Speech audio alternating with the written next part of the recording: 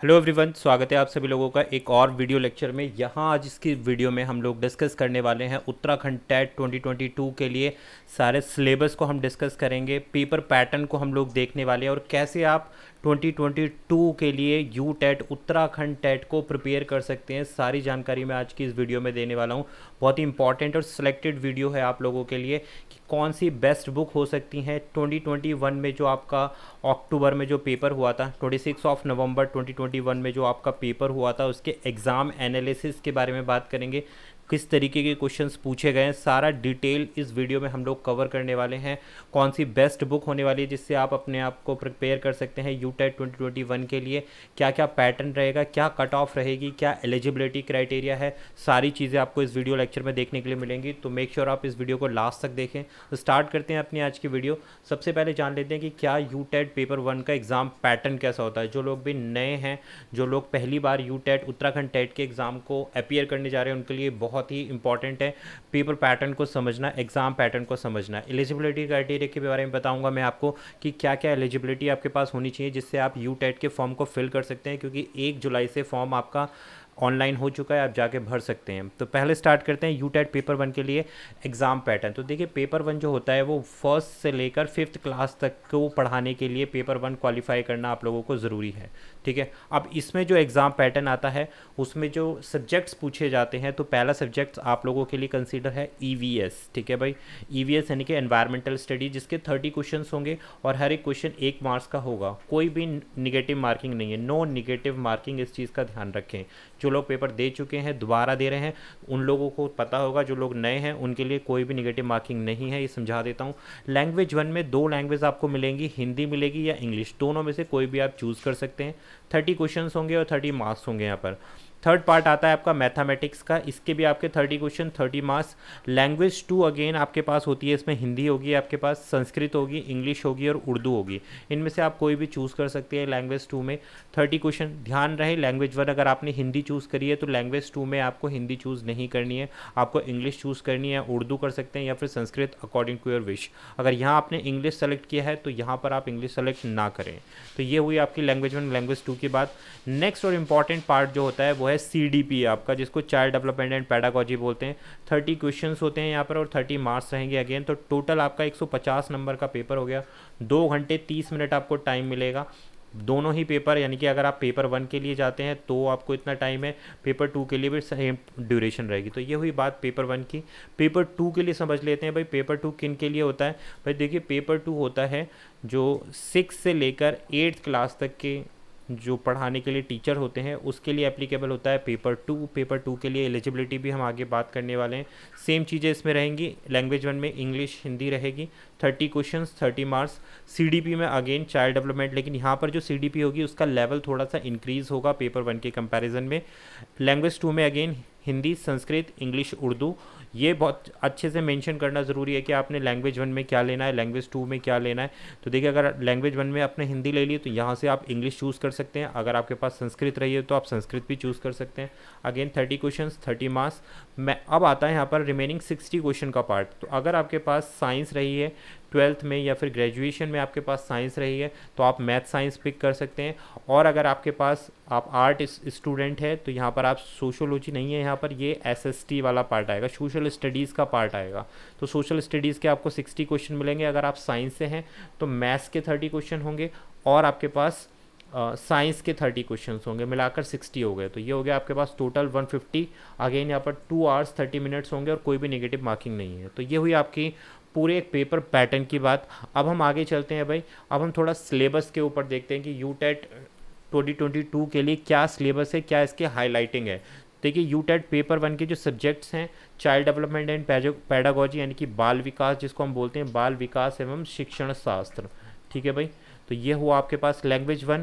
भाई ये कंपलसरी है, आपको सेलेक्ट ही करना है। तो लैंग्वेज 1 में कुछ क्वेश्चंस आपके कंटेंट वाले पार्ट से आएंगे।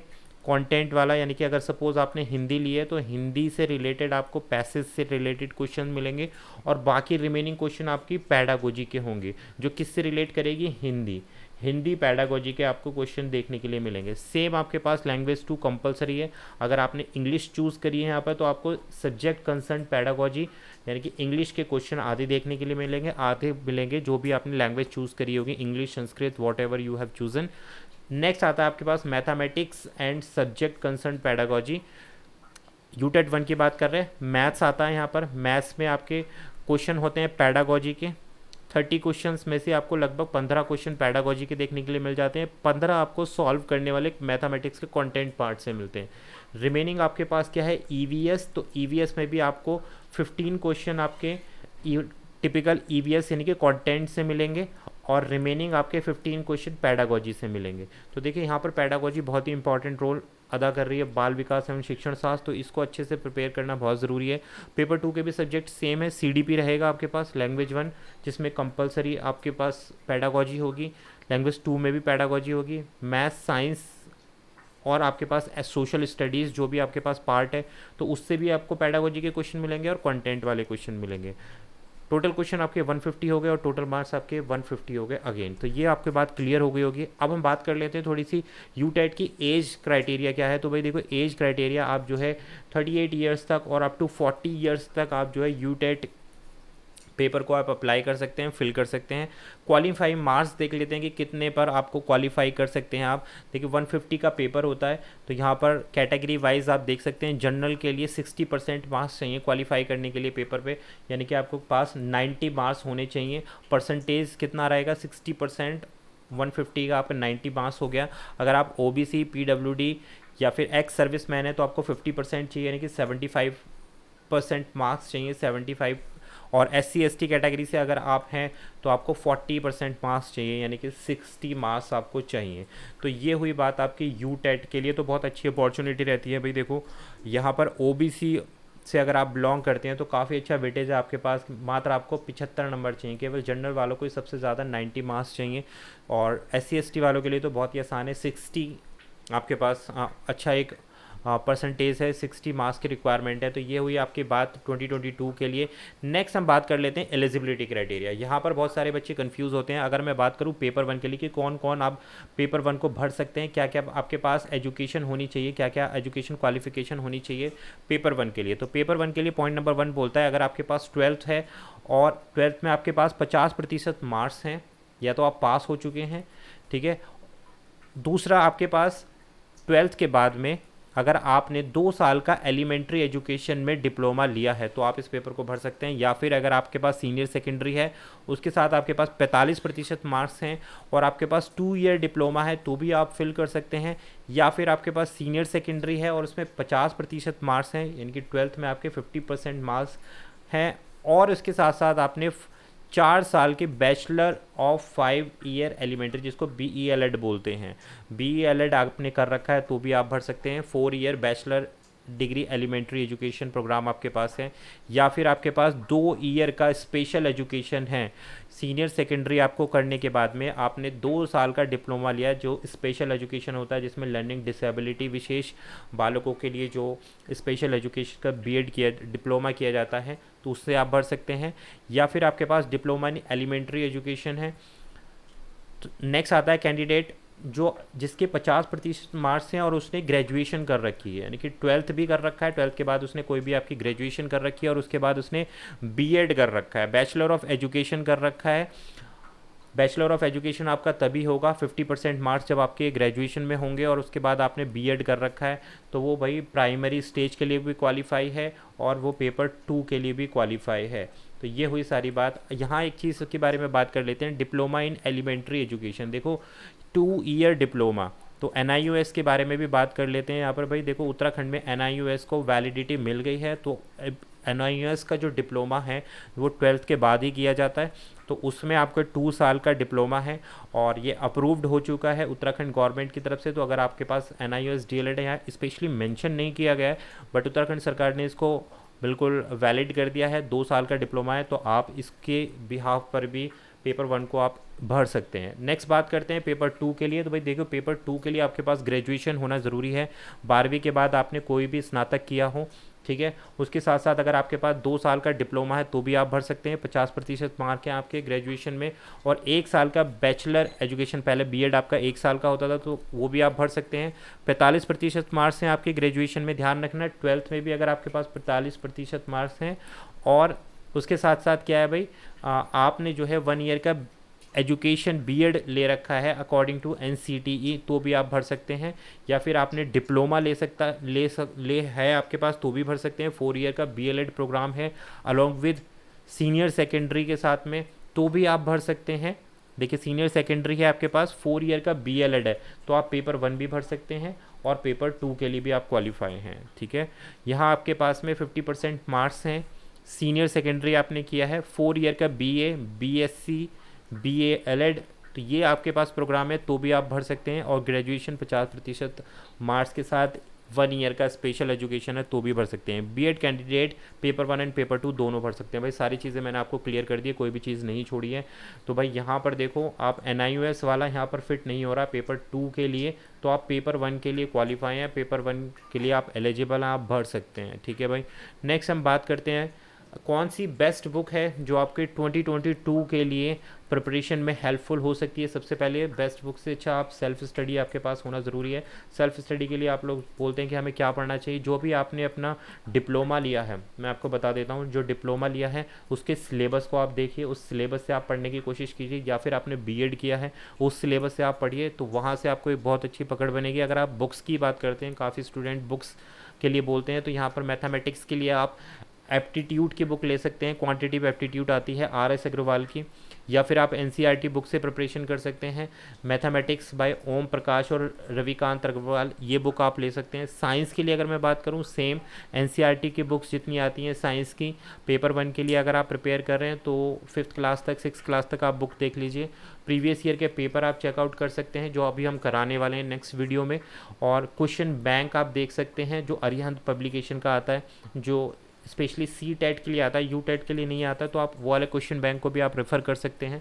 सोशल स्टडीज़ में भी आप NCERT बुक की हेल्प लीजिए, बहुत ही यूज़फुल रहती हैं सोशल स्टडीज़ के लिए। इंग्लिश के लिए रेन एंड मार्टिन की एक बुक आती है, अच्छी बुक है भाई, आप इसको इस्तेमाल कर सकते हैं इंग्लिश की प्रिपरेशन के लिए।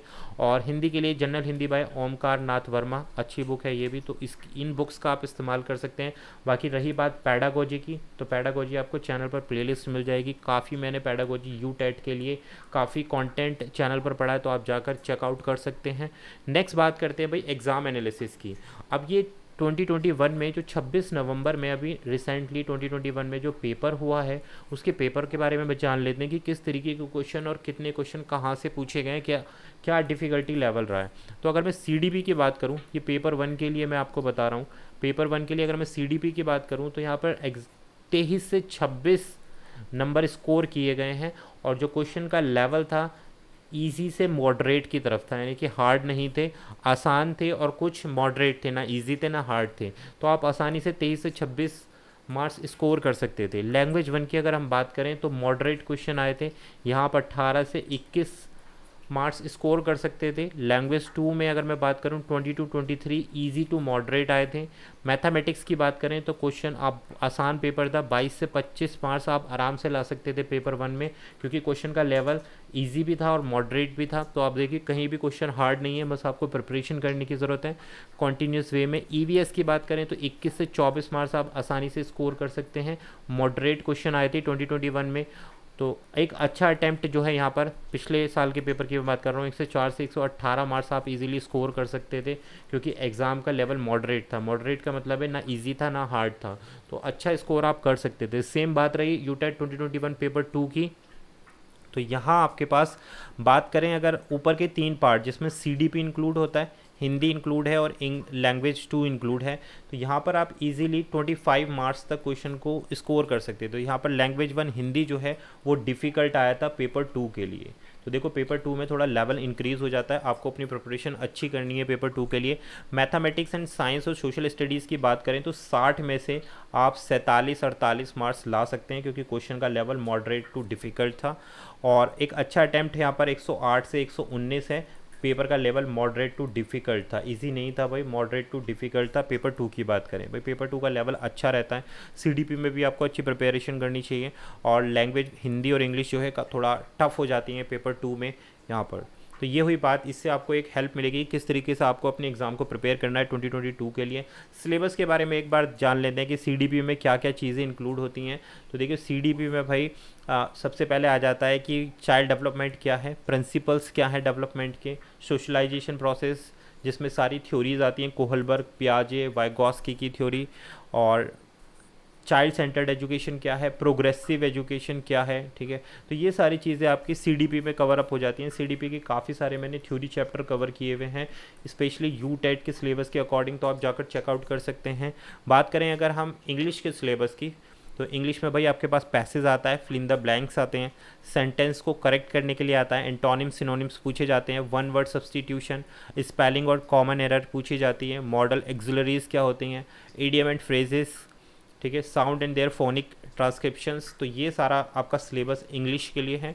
नेक्स्ट मैं बात करूँ अगर हिंदी की, तो हिंदी में आपको सेम जैसे पर्यायवाची शब्द, विलोम, शब्द भेद, तो ये कंटेंट वाला पार्ट मैं बता रहा हूँ, ठीक है भाई।